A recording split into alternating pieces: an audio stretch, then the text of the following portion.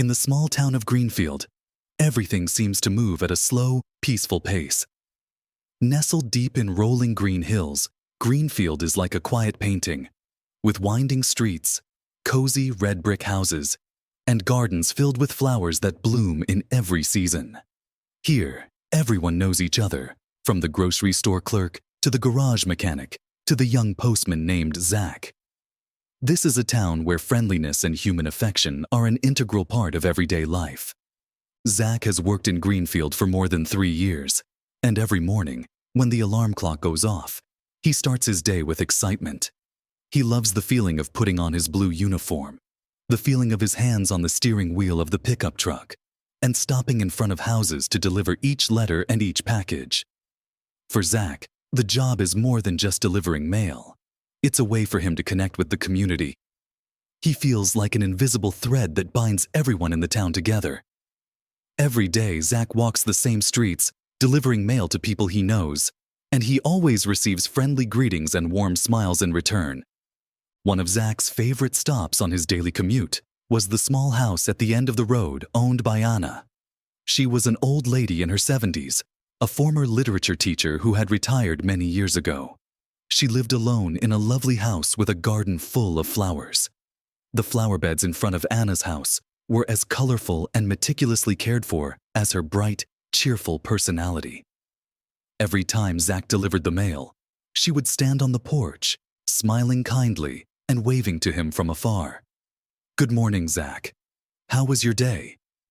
Her warm voice seemed to carry the peace and affection of the old days, when everything in life was simple and not as chaotic as it is now. Short conversations with Anna were always a small joy in Zach's work. She often told him about her youth, her teaching days, and trips she took with her husband, who had passed away many years ago. "He loved fishing, Zach," she said, her eyes twinkling as she recalled those fond memories. "We went to a lake in the suburbs one day, and he caught a fish so big it was unbelievable." Zach loved hearing such stories, not only because they were interesting, but also because they made him feel warm, close, and optimistic about life. But over the past few weeks, Zach hadn't seen Anna on the porch as often as he usually did. The flowers she'd tended so carefully had begun to wilt. Leaves had fallen onto the unswept patio, and her mailbox was overflowing with uncollected mail. Every time he passed by, Zach felt a strange unease rising in his stomach. At first, he'd convinced himself that maybe she was just busy or out of town. But as days passed without her, he began to worry. That day, when Zach pulled up to Anna's house with a small package, he decided to knock and check. Zach stepped out of the car, feeling a cold, uncomfortable air around the house. The porch was covered with fallen leaves, as if no one had swept in a long time. He rang the doorbell, but no one answered. Waiting in silence, Zach rang again, this time with a few more loud knocks. "Mrs. Anna, it's Zach, your mailman. Are you home?" But only the wind rustling through the trees answered him. The silence made Zach feel uneasy beyond words. He felt like something was wrong. An uneasy silence hung over the house, as if it had been forgotten. Zach tried to look through the living room window, hoping to see some light or some sign of Anna. But the house was dark inside, the curtains closed, not a single light shining through. He saw the paintings on the walls, the old photos, all lying in a state of terrifying stillness. The feeling of unease grew, and Zach couldn't help but wonder what had happened to Anna. Feeling that he couldn't leave without doing anything, Zach decided to visit Philip, Anna's next-door neighbor. When Zach asked about her, Philip seemed concerned. "I haven't seen her in 2 weeks," he said, his voice low. "She used to go out every morning to water the plants, but I haven't seen her lately. I thought maybe she went to visit relatives or someone picked her up." Zach didn't think that explanation made sense. Anna had no family nearby, and she had never mentioned where she was going before. The more he thought about it, the more he felt that something was wrong. After talking to Philip, Zach returned to the truck, wondering what he should do. He decided to call the police and ask them to come check out Anna's house. While he waited, he couldn't stop thinking about the worst-case scenarios. He remembered the times Anna had smiled at him, the stories she told about her youth, and the times she had tended to the flowers in the garden. The police car arrived with its flashing blue lights, making the quiet street of the small town strangely bustling. The two policemen got out, listened to Zach's account of what he had seen, and then started walking towards Anna's door. They knocked and called her name, but there was still no response.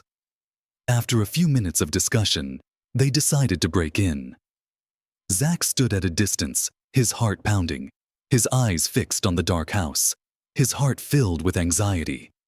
As the door swung open, a pungent stench wafted from inside, causing everyone to pause for a moment. The police flashlights illuminated the room, and they quickly realized that the house had been left in a state of disarray. Papers were strewn everywhere, furniture had been knocked over, plates and cups were piled on the table, several bags of trash were piled in one corner, and the air inside was stuffy and musty. It wasn't just the mess, there was also a sense of gloom and dread that permeated the space, as if the house had been abandoned for a long time. Zach felt a chill run down his spine, but he couldn't tear his eyes away from the sight before him. One of the officers went deeper into the house and found Anna lying motionless on the old sofa. She was small, haggard, and pale, as if she had lost a lot of strength. They quickly called an ambulance, and when it arrived, Zach could only stand there, watching the scene unfold before him with a feeling of overwhelming guilt. He wondered why he hadn't noticed something sooner, why he had left her to suffer alone like this. As the ambulance took Anna to the hospital, Zach followed, his heart heavy. He had done the right thing by calling the police, but that didn't ease the feeling that he had failed to protect someone he cared about.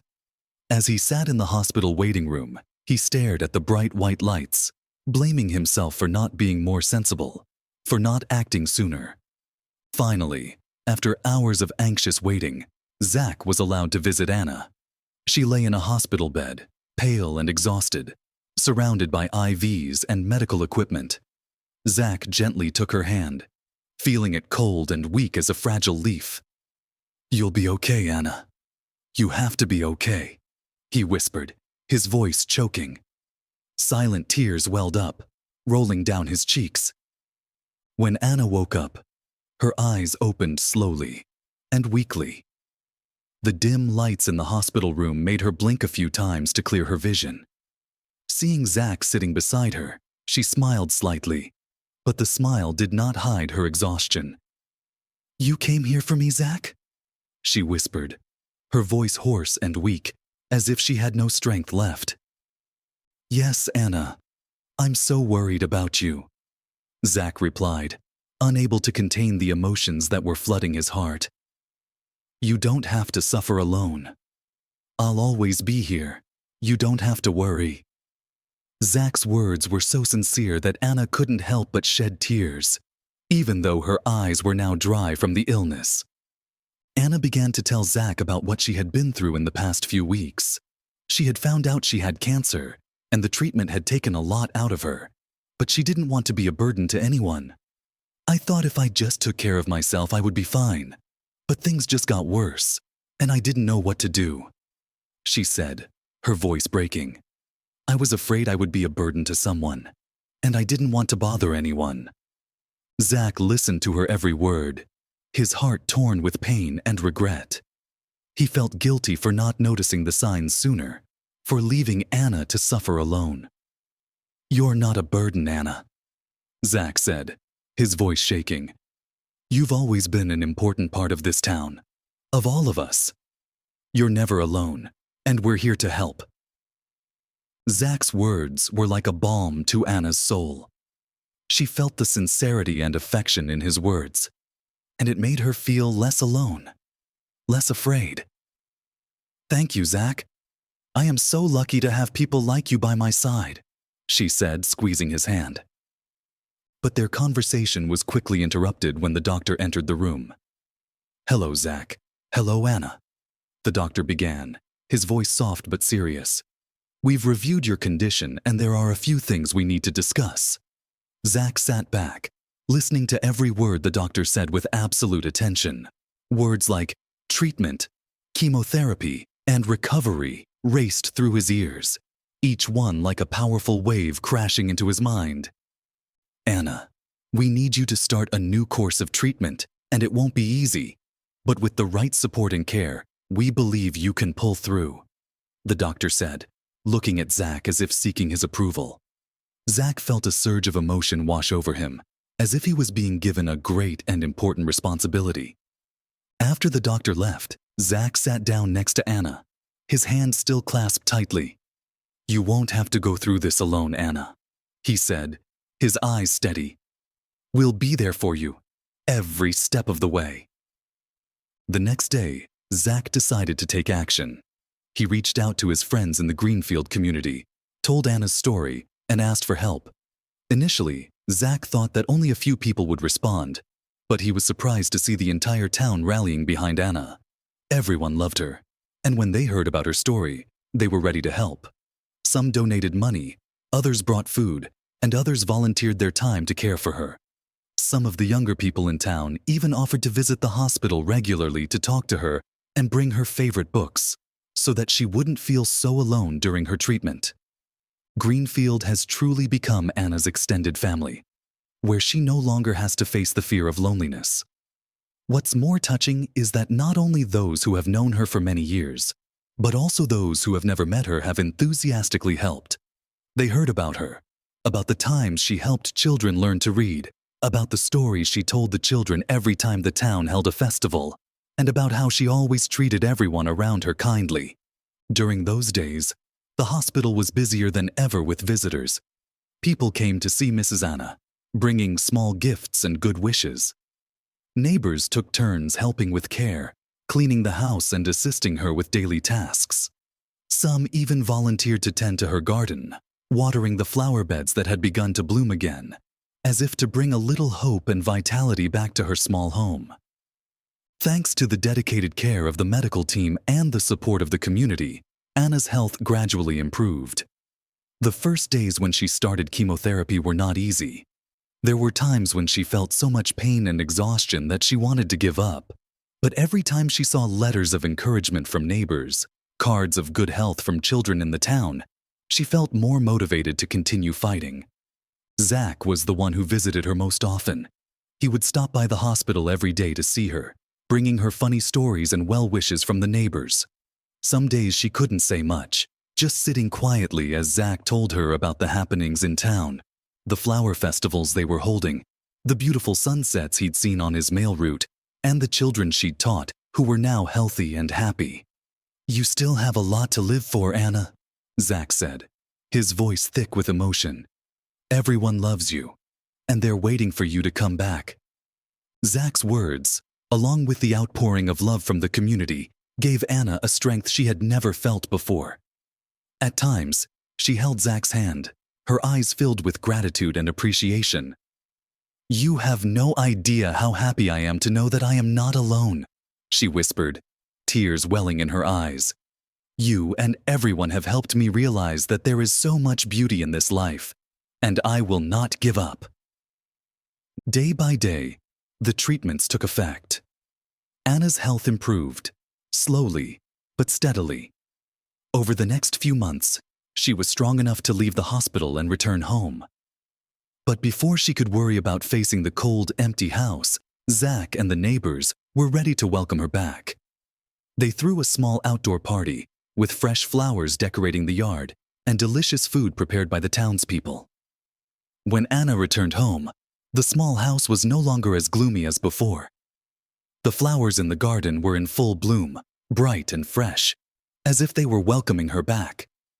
That evening, after everyone had gone home, Zach stayed with her, sitting on the porch overlooking the garden, where the flower beds were glowing under the soft yellow light. "You know, Zach," Anna said, her voice soft, "I never thought life would bring me so many wonderful things. You and everyone else have shown me that humanity still exists, and that sometimes we can't make it all by ourselves, but we don't have to." Zach smiled, turning to look at her with love and pride in his eyes. "You've always been strong, Anna.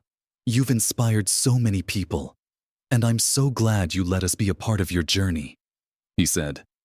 Anna looked out at the garden, where the wind blew gently, making the flowers sway in the night. "Thank you, Zach. Thank you for not giving up on me," she whispered. "And thank you for reminding me that there is always someone willing to lend a helping hand, if only I am brave enough to ask." Since then, Zach and Anna's story has become a symbol of love and kindness in Greenfield. The whole town has learned a valuable lesson from Anna's resilience and Zach's kindness. Greenfield is no longer just a peaceful small town, but also a place where people are always ready to help each other, where humanity spreads, where warm stories like Zach and Anna's are forever told, as a reminder that love and care always exist around us, as long as we are willing to open our hearts to feel it.